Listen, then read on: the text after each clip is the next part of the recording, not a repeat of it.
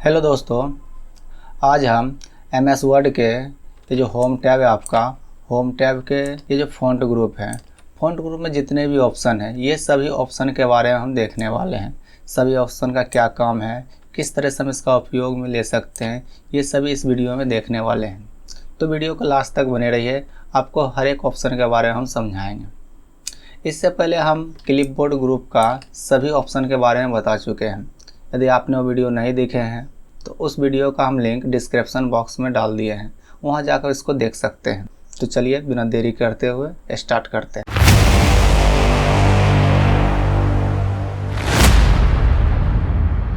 तो चलिए हम स्टार्ट करते हैं। ये मेरा फ़ॉन्ट ग्रुप है और फ़ॉन्ट ग्रुप में सबसे पहला जो ऑप्शन है इसके बारे में समझते हैं। और ये जो ऑप्शन इसका नाम है फ़ॉन्ट, और इसमें आपका जितना भी फ़ॉन्ट होते हैं यहीं पे दिखते हैं। ये जो आप नीचे लिखे हुए हैं ये हम फ़ॉन्ट इंग्लिश फ़ॉन्ट में लिखे हैं, और ये फ़ॉन्ट का नाम है कैलिबरी बडी। तो इसमें बहुत सारा फ़ॉन्ट है। यदि आप जो टेक्स्ट लिखे हैं उसको सेलेक्ट कर लीजिए।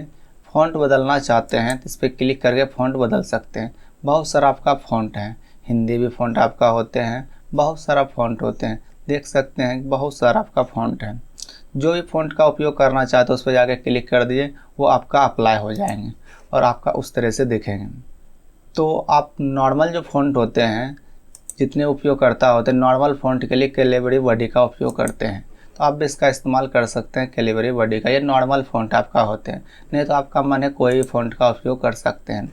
यदि आपको MS वर्ड में हिंदी में टाइप करना है, कुछ भी चीज़ आपको हिंदी में लिखना है तो इसका फ़ॉन्ट बदलना होगा, और हिंदी फ़ॉन्ट के लिए आप MS वर्ड में कुर्तीदेव का उपयोग कर सकते हैं। ये जो आप देख रहे हैं कुर्तीदेव 010, ये आपका हिंदी फ़ॉन्ट है।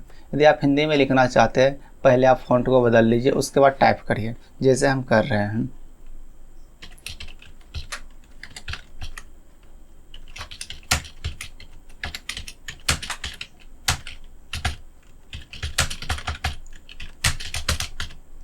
तो आप हिंदी में भी लिख सकते हैं। तो हिंदी में लिखने के लिए आपको फ़ॉन्ट कुर्तीदेव का इस्तेमाल करना होगा। तो आपको ये समझ में आ गए होंगे इस फ़ॉन्ट का क्या काम है। बहुत सारा इसमें फ़ॉन्ट है, आप जिसका भी इस्तेमाल करना चाहते हैं कर सकते हैं, बहुत सारा है। तो या तो पहले भी फ़ॉन्ट का इस्तेमाल कर सकते हैं, या तो टेक्स्ट को लिखने के बाद भी यदि आप उसको सेलेक्ट करके बदलना चाहते हैं तो बदल सकते हैं। बहुत सारा आपका फ़ॉन्ट है। तो आपको समझ में आ गए होंगे कि फ़ॉन्ट क्या है। तो हम नॉर्मल कर लेते हैं, कैलिबरी बडी, ये आपका नॉर्मल फ़ॉन्ट होते हैं। इस फ़ॉन्ट के बाद आपको एक मिलते हैं फ़ॉन्ट साइज। अगला जो आपका ऑप्शन है उसका नाम है फ़ॉन्ट साइज, और उसके आगे भी आपका दो बटन आपको दिख रहे होंगे। ये आपका बटन जो है इंक्रीज फ़ॉन्ट साइज है, और यहाँ आपका डिक्रीज फ़ॉन्ट साइज है। आपको ये दोनों बटन्स मिल जाते हैं फ़ॉन्ट का साइज बढ़ाने और घटाने का। यदि आप मैनुअल रूप से बदलना चाहते हैं तो आप यहाँ पे लिख भी सकते हैं। तो आपको कोई भी टेक्स्ट को सेलेक्ट कर लीजिए, और टेक्स्ट सेलेक्ट करने के बाद यदि आपको बटन के माध्यम से बढ़ाना है तो इंक्रीज फ़ॉन्ट साइज का इस्तेमाल करिए, आपको घटाना है तो डिक्रीज फ़ॉन्ट साइज का इस्तेमाल करिए। तो आप इसका इस्तेमाल करके घटा बढ़ा सकते हैं। यदि आपका मन हुआ कि हम मैनुअल रूप से बदल सकें तो आप इस फ़ॉन्ट बॉक्स में जाइए, और इसमें जितना भी लिखना है, जैसे हम यहाँ पे 25 लिख के इंटर दबा देते तो मेरा फ़ॉन्ट का साइज 25 होंगे। यानी मैनुअल रूप से बदलने के लिए आप फ़ॉन्ट बॉक्स का उपयोग कर सकते हैं, नहीं तो आप फ़ॉन्ट बटन का भी उपयोग यानी इंक्रीज और डिक्रीज बटन का भी इस्तेमाल कर सकते हैं। आपका जो फ़ॉन्ट है और इस फ़ॉन्ट बॉक्स जो है, इस फ़ॉन्ट बॉक्स में आपको न्यूनतम साइज आपको 8 मिलेंगे और मैक्सिमम साइज आपका 72 मिलेंगे। ये फ़ॉन्ट बॉक्स के अनुसार ये है। यदि आप इसमें बदलना चाहते हैं कि नहीं हम इसे ज़्यादा करें या इससे कम करें, तो न्यूनतम फ़ॉन्ट का साइज आप 1 रख सकते हैं, और मैक्सिमम आप इसमें 1638 रख सकते हैं। तो फ़ॉन्ट का मैक्सिमम साइज आपका 1638 होते हैं, और न्यूनतम साइज आपका 1 होते हैं। तो हम नॉर्मल अभी रख लेते हैं 12। ये मेरा फ़ॉन्ट का साइज अभी 12 हो गए हैं। तो आपको ये समझ में आ गए होंगे। जब भी कोई हम लोग लेटर लिखते हैं, लेटर या कुछ भी काम करते हैं, तो एक नॉर्मल जो साइज होते हैं आपका, लेकिन एक स्टैंडर्ड साइज के लिए आपको 12 न्यूनतम 12 रखिए और मैक्सिमम 18 रख सकते हैं। तो आपको ये भी ऑप्शन समझ में आ गए होंगे। ये फ़ॉन्ट बॉक्स है आपका, और यहाँ ये आपका फ़ॉन्ट ऑप्शन है। ये फ़ॉन्ट का साइज बढ़ाने मैनुअल रूप से है, और ये बटन्स आपको दो मिल जाते हैं। तो आपको ये ऑप्शन और ये दोनों ऑप्शन समझ में आ चुके होंगे। अब आगे बढ़ते हैं, अगला ऑप्शन देखते हैं। अगला ऑप्शन आपका ये है जिसका नाम है चेंज केस। तो आइए हम चेंज केस के बारे में समझते हैं। जब भी हम कुछ यहाँ पे लिखते हैं वर्ड को, तो वर्ड को लिखने के लिए हम या तो कैपिटल का इस्तेमाल करते हैं या तो स्मॉल लेटर का। तो इसी को चेंज करने के लिए यदि आप लिखते समय चेंज करते हैं तो कैप्स लॉक ऑन और ऑफ का इस्तेमाल करते हैं। लेकिन यदि आपने लिख लिए और लिखने के बाद आपको फ़ॉन्ट को चेंज करने के लिए बोला गया कि नहीं आप स्मॉल में लिखें कैपिटल में कर दीजिए या कैपिटल में लिखें स्मॉल में, उसके लिए आपके पास ये ऑप्शन है चेंज केस। जैसे मेरा यहाँ पे लिखा हुआ सेंटेंस केस में, और इसको हम सेलेक्ट कर लेते हैं और यहाँ पे जैसे ही जाते हैं चेंज केस में तो आपका चेंज केस यहाँ पे 5 ऑप्शंस मिलते हैं। आपका 5 केस ऑप्शन मिलते हैं, जिसमें पहला है आपका सेंटेंस केस, दूसरा है लोअर केस, तीसरा अपर केस, चौथा आपका कैपिटलाइज ईच वर्ड और 5वां आपका टॉगल केस। यानी 5 केस आपका होते हैं। नॉर्मल रूप से जो भी उपयोगकर्ता उपयोग करते हैं सेंटेंस केस का उपयोग करते हैं। ये भी आपको जो ये दिख रहे हैं ये मेरा सेंटेंस केस में है। सेंटेंस केस कहने का मतलब है जब भी हम कोई वर्ड को स्टार्ट करते हैं, कोई भी पैराग्राफ लिखना चालू करते हैं, तो पहला वर्ड का पहला जो कैरेक्टर होते हैं वो आपका कैपिटल होते हैं। फिर ये लिखते हुए जब हम जाते हैं जहाँ पे फुल स्टॉप देते हैं, उसके बाद जो भी वर्ड स्टार्ट करते हैं तो पहला वर्ड का पहला कैरेक्टर हम कैपिटल में लिखते हैं, उसके बाद हम स्मॉल में लिखते हैं। इसे हम सेंटेंस केस कहते हैं और ज़्यादातर उपयोग हम लोग सेंटेंस केस का करते हैं। यदि हमको सबको स्मॉल करना है तो हम सभी को सेलेक्ट करेंगे और इस ऑप्शन के पास जाएंगे और लोअर केस पे जैसे ही क्लिक करेंगे सभी का सभी स्मॉल लेटर में हो गए। आपके टोटल स्मॉल में हो गए हैं। यदि आपको कैपिटल करना हो तो आप इस पे जाइए और यहाँ पे अपर केस का इस्तेमाल कर लीजिए। जैसे अपर केस का इस्तेमाल करिए सभी का सभी वर्ड आपका कैपिटल लेटर में लिखा जाते हैं। उसके बाद एक केस है आपका capitalise each word. Capitalise each word का काम होते हैं जितना भी वर्ड लिखा हुआ है सभी वर्ड का पहला कैरेक्टर जो होते हैं कैपिटल हो जाते हैं। अब देख सकते हैं जितना भी वर्ड है सभी का पहला जो कैरेक्टर है कैपिटल हो चुके हैं। तो आप इसका इस्तेमाल कर सकते हैं। ऐसे तो ज़्यादातर इसका इस्तेमाल होते नहीं, यदि करना चाहते हैं आप कर सकते हैं। उसके बाद का जो आपका है सबसे लास्ट में टॉगल केस, इसका कोई नहीं उपयोग करते, इसका कुछ भी उपयोग नहीं होते क्योंकि ऐसा केस है इसमें क्या होंगे आपका जितना भी ऑप्शन है यानी जितना भी आपका वर्ड है सभी वर्ड का पहला कैरेक्टर स्मॉल हो जाते हैं, बाकी सभी आपका कैपिटल हो जाते हैं। आइए हम चेंज करके देखते हैं। टॉगल केस में जैसे दिए आप देख सकते हैं जितना भी वर्ड है आपका सभी वर्ड का पहला कैरेक्टर स्मॉल हो चुके हैं, बाकी बाद कैपिटल। तो ऐसा कभी लिखा नहीं जाता है और इसीलिए आप देख सकते हैं सभी वर्ड के नीचे रेड लाइन लग चुके हैं, यानी ये सारा का सारा वर्ड मेरा गलत हो चुके हैं। तो नॉर्मल जो उपयोग करते हैं सेंटेंस केस का इस्तेमाल करते हैं, तो आप भी इसका इस्तेमाल कर सकते हैं। तो आपका केस जो होते हैं 5 होते हैं, तो 5 में से आपका सेंटेंस केस का ज़्यादा उपयोग होते हैं और आपको ज़रूरत के हिसाब से केस को चेंज कर सकते हैं। यदि आप इसका शॉर्टकट का इस्तेमाल करना चाहते हैं तो इसका शॉर्टकट Shift+F3 होते हैं, तो Shift+F3 से आप चेंज केस कर सकते हैं। तो आपको ये भी ऑप्शन समझ में आ गए होंगे चेंज केस का क्या काम होते हैं। उसके बाद हम नीचे का कुछ ऑप्शन देख लेते हैं। हम ये 3 ऑप्शन देखते हैं। ये 3 ऑप्शन है आपको हम ये पहले देख लेते हैं। सबसे पहला ऑप्शन यहाँ जो दिख रही है बोल्ट है, उसके बाद इटैलिक है और ये अंडरलाइन। ये तीनों ऑप्शन के बारे में देखते हैं। यदि आपको लिखा हुआ टेक्स्ट को सेलेक्ट कर लीजिए और थोड़ा सा मोटा करना हो तो बोल्ट का इस्तेमाल करते हैं। जैसे बोल्ट पे क्लिक करिएगा आपका टेक्स्ट थोड़ा सा मोटा हो जाते हैं, तो आपको हटाना है तो वापस आपको बोल्ट पे क्लिक करना होगा। तो मोटा करने के लिए बोल्ट का इस्तेमाल करते हैं और इसका शॉर्टकट होता है Ctrl+B। आप शॉर्टकट का इस्तेमाल कर सकते हैं और अनबोल्ट करने के लिए वापस आपको Ctrl+B ही दबाना पड़ेगा, वो अनबोल्ट हो जाएंगे। उसके बाद अगला है आपका इटैलिक। इटैलिक का काम होते हैं टेक्स्ट को थोड़ा सा आगे की ओर झुका देना। जैसे इटैलिक करेंगे आपका टेक्स्ट थोड़ा सा आगे की ओर झुक जाएंगे। आप देख सकते हैं हम इटैलिक का इस्तेमाल करते हैं तो टेक्स्ट आपका आगे की ओर झुक जाते हैं। तो हटाने के लिए वापस आपको इटैलिक पे क्लिक करना होगा और इसका शॉर्टकट होते हैं Ctrl+I। उसके बाद आपका ऑप्शन है अंडरलाइन। ये अंडरलाइन का हम उपयोग करते हैं किसी भी वर्ड को सेलेक्ट करके यदि हम अंडरलाइन का उपयोग करते हैं उसके नीचे एक लाइन लग जाती है, इसको हम अंडरलाइन कहते हैं। अब टेक्स्ट को सिलेक्ट करिए और अंडरलाइन पर जैसे ही क्लिक करिएगा आपका सभी में अंडरलाइन लग जाएंगे। और हटाने के लिए आप उसी का इस्तेमाल करिएगा, फिर से क्लिक करिएगा वो हट जाएंगे। अंडरलाइन का आगे एक छोटा सा बटन आपको दिख रहे हैं, ये जो आपको छोटा सा बटन दिख रहे हैं इसको बोलते हैं ड्रॉप डाउन बटन। ये आपका ड्रॉप डाउन बटन है और ड्रॉप डाउन बटन का काम होते हैं, आपको जहाँ भी किसी ऑप्शन के आगे ड्रॉप डाउन बटन मिलते हैं इसका मतलब ये होता है कि उसके अंतर्गत भी और भी ऑप्शन है। तो अंडरलाइन के अंतर्गत और भी अंडरलाइन का ऑप्शन है, जैसे कि यहाँ पर देख सकते हैं।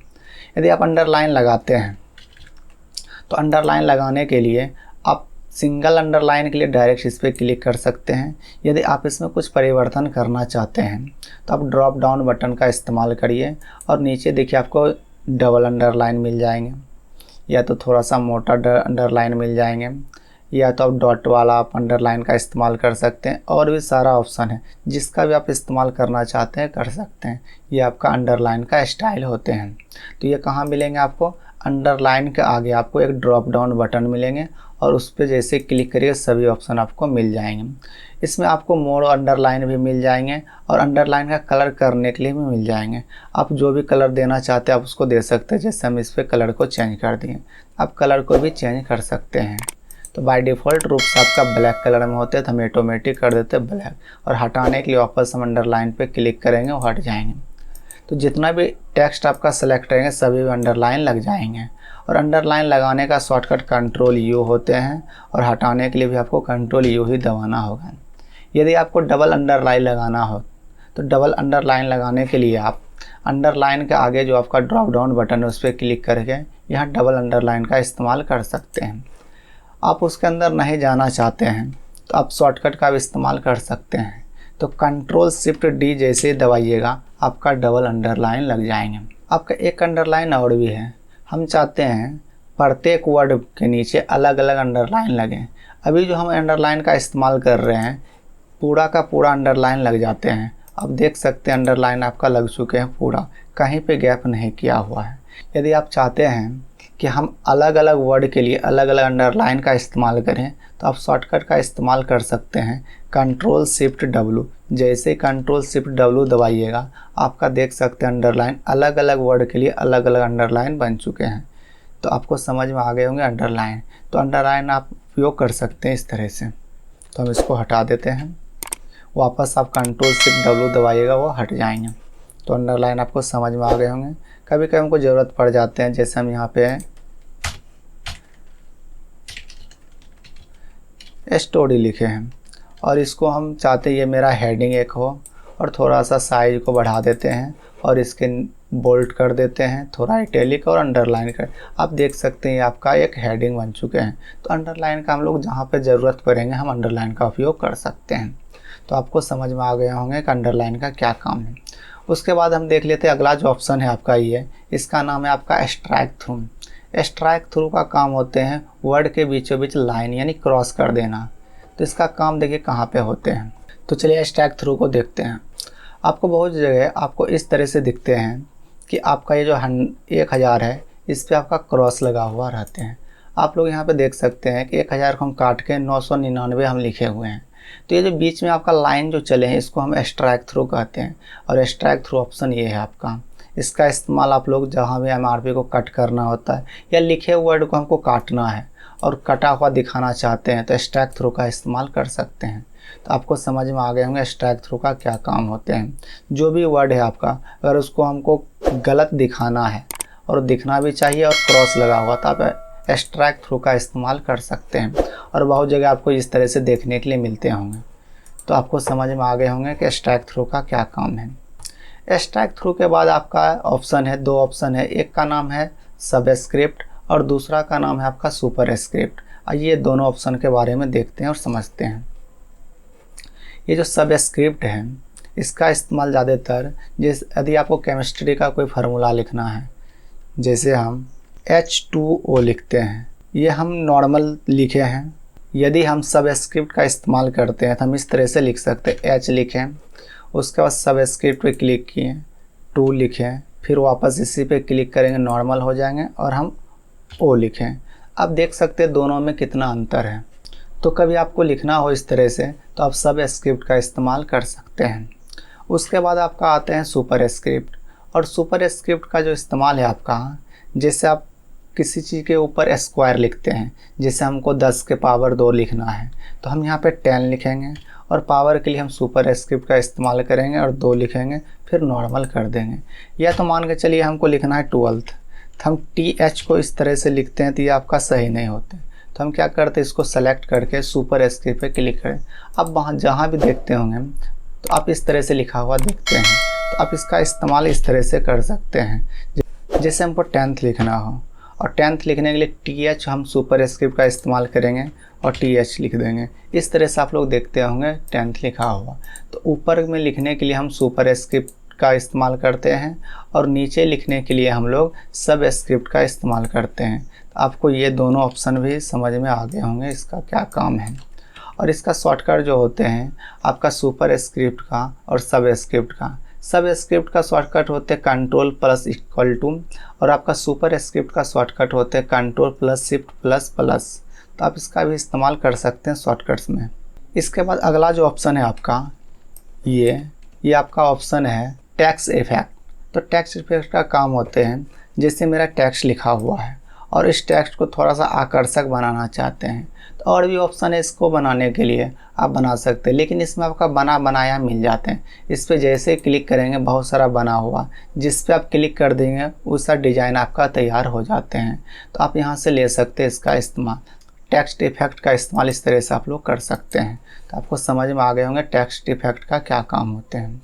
तो अगला जो ऑप्शन आपका है टेक्स्ट हाईलाइट कलर। जब भी हम कोई डॉक्यूमेंट तैयार करते हैं तो हम कुछ वर्ड को हाईलाइट करना चाहते हैं। हाईलाइट करने के लिए सेलेक्ट करिए और इस ऑप्शन का इस्तेमाल करिए टेक्स्ट हाईलाइट कलर। यहाँ पे यदि हम क्लिक करते हैं तो ये येलो कलर में हो जाएंगे।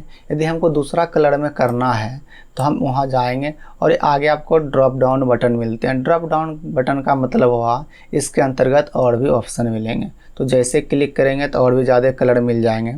जिस कलर का इस्तेमाल करना चाहते हैं आप उस पर क्लिक कर दीजिए, वो अप्लाई हो जाएंगे। तो इस तरह से आप हाईलाइट कर सकते हैं। कुछ चीज़ों को हाईलाइट करने के लिए हम हाईलाइट का इस्तेमाल करते हैं। तो आपको समझ में आ गए होंगे इस ऑप्शन के बारे में। हटाना है तो वापस उसी पे जाइए, सेलेक्ट करिए, वापस उसी पे जाइए और यहाँ पे नो कलर लिखा हुआ, नो कलर पे क्लिक कर दीजिए, आपका हाईलाइट हट जाएंगे। तो आपको ये समझ में आ गए होंगे। उसके बाद का ऑप्शन जो आपको दिख रहे हैं ये है आपका फ़ॉन्ट कलर। हम फ़ॉन्ट का कलर कर सकते हैं। जैसे मेरा यहाँ पे जो लिखा हुआ फ़ॉन्ट सभी ब्लैक कलर में आपको दिख रहे होंगे। यदि हमको कलर करना हो तो हम सेलेक्ट करेंगे और यहाँ पे जो ऑप्शन है आपका फ़ॉन्ट कलर, अभी आपको रेड दिख रहे हैं तो हम क्लिक करेंगे तो रेड कलर हो जाएंगे। यदि हमको इससे अलग दूसरा कोई कलर करना है तो हम सेलेक्ट करके ये छोटा सा ड्रॉप डाउन बटन इस पर क्लिक करेंगे। इसके अंतर्गत जो भी कलर आपको लेना है ले सकते हैं और उस पर जैसे क्लिक करेंगे अप्लाई हो जाएंगे। तो आपको समझ में आ गए होंगे फ़ॉन्ट कलर है आपका। इससे हम आप फ़ॉन्ट को कलर कर सकते हैं, जो भी फ़ॉन्ट है उसको हम कलर कर सकते हैं। तो आइए हम इसको भी कलर कर देते हैं। तो मेरा कलर हो गया, थोड़ा सा साइज और बढ़ा लेते हैं। तो आपको समझ में आ गए होंगे ये फ़ॉन्ट कलर के बारे में। आपको इसमें जितना भी ऑप्शन है, एक ये ऑप्शन छोड़ के हम सभी ऑप्शन को बता दिए हैं। ये आपका फ़ॉन्ट है, ये फ़ॉन्ट का साइज है और ये फ़ॉन्ट साइज का इंक्रीज का बटन है और ये आपका डिक्रीज का बटन है। ये आपका बोल्ट है, इटैलिक है, अंडरलाइन है, स्ट्राइक थ्रू है, सब स्क्रिप्ट है और सुपर स्क्रिप्ट है। उसके बाद आपका टेक्स्ट इफेक्ट है, हाईलाइट कलर है और फ़ॉन्ट कलर है। और ये जो आपको दिख रही है आपका चेंज केस है। तो ये सभी के बारे में बता चुके हैं। अब लास्ट एक ऑप्शन है, इसके बारे में समझ लेते हैं। इसका नाम है क्लियर ऑल फॉर्मेटिंग। इसका काम होते हैं जितना भी हम फॉर्मेटिंग का इस्तेमाल किए, ये जो हम फॉन्ट ग्रुप में सभी ऑप्शन का इस्तेमाल करते हैं इसको बोला जाता है फॉर्मेटिंग करना। तो हम जितना भी फॉर्मेटिंग किए हैं, जैसे हम इस टेक्स्ट को सेलेक्ट किए हैं और इतना जो टेक्स्ट सेलेक्ट किए हैं इसका फॉर्मेटिंग को हटाना चाहते हैं। तो हटाने के लिए यदि हम इस पर क्लिक करेंगे क्लियर ऑल फॉर्मेटिंग पे, सारा का सारा फॉर्मेट ख़त्म हो जाएंगे और ये आप देख सकते हैं नॉर्मल हो चुके हैं। और बाय डिफ़ॉल्ट आपका साइज़ 11 होते हैं, उस फॉन्ट में आ चुके हैं। आप देख सकते हैं इसमें कुछ भी नहीं है। तो इस तरह से आप इसका इस्तेमाल कर सकते हैं। कोई भी आपका टेक्स्ट हो, यदि उसमें डिज़ाइन किया गया है, फॉर्मेटिंग किया हुआ है और आप चाहते एक ही बार में उसको हटा दें, तो क्लियर ऑल फॉर्मेटिंग का इस्तेमाल कर सकते हैं। तो आपको इस वीडियो में हम सभी ऑप्शन को कवर किए हैं। आशा करता हूं कि जितना भी ऑप्शन आज हम बताएं वो सभी ऑप्शन आपको समझ में आ गए होंगे। यदि कोई दिक्कत या परेशानी है तो आप कमेंट बॉक्स में लिखें। तो आज के इस वीडियो में इतना ही। मिलते हैं अगले वीडियो में एक नए टॉपिक के साथ। धन्यवाद।